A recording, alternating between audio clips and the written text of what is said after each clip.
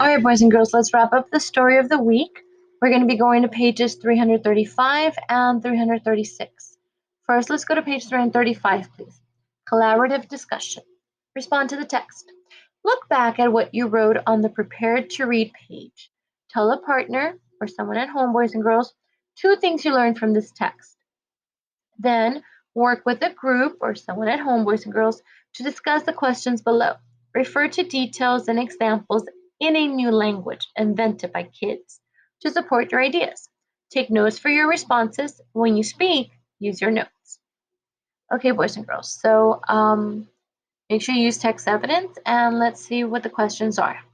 Reread page 332. Why does the author say that Nicaraguan children who were deaf were without language? Well, think about it, boys and girls. If you go back to page 332, and they're asking you, why is it that the children that were deaf had no language? Think about it.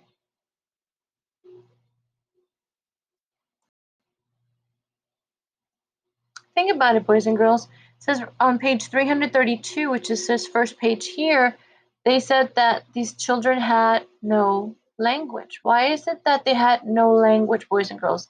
The children that were deaf and mute. Think about it. Okay, let's go back. Second question, make sure you write your answer here using your Doc Hub app. Question number 2, they want you to review page 333. What did the children do to invent a new language? Remember, boys and girls, they didn't understand the teachers that they had when they were finally sent to school, because remember, for many years they were hidden, they were just kept at home. But now there was a school for them. So what is it that they did? And remember, they didn't understand the teachers. They didn't understand the teachers, but the students were able to speak to one another. They created their own language, boys and girls. So what is it that they did? What is it that they did to create their own language? Make sure you use text evidence, please. What did the children do to invent a new language? Number 3, think about it. How did the new language change the lives of the students? Think about it, boys and girls. Now that they created their own sign language, created a way to communicate with one another, how did it change their lives? Think about it, boys and girls. If you put yourselves in their shoes, if you weren't able to speak or hear and you had no language growing up, but then someone gave you a chance to talk, right? To speak, to communicate with someone else that was like you, how would that change your life, boys and girls, if now you had a way to speak? Now, when I am saying the word speak, boys and girls, of course, I'm using the little quotation marks that we've done in class. Because, of course, boys and girls, these children are deaf and mute and they cannot speak. They cannot hear the way you and I are blessed with. We're able to hear, we're able to communicate and speak. So, how would you feel, boys and girls, if you were placed in this situation and now you did have a way to communicate with someone else? How would that change your lives? Listening tip and speaking tip. Listen carefully to what others have to say. Wait until another speaker has finished talking before you add your own ideas. And speaking tip, don't do all the talking. If you've already shared an idea, wait for someone else to speak before you share again.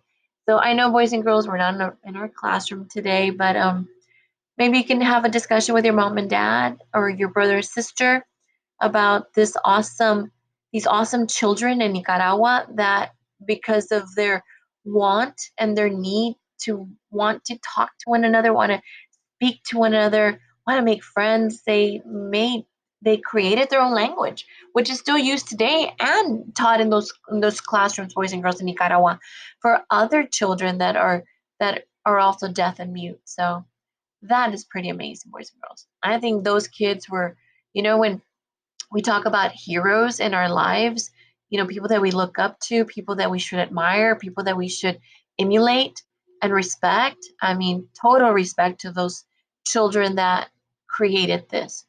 They didn't understand their teachers and they created their own language and it worked. So that's awesome. All right, let's go to the next page, boys and girls, please. All right, write a summary. Cite text evidence. And you know, boys and girls, we always promote using text evidence, using information from the story that you read. Prove it, boys and girls. Prompt.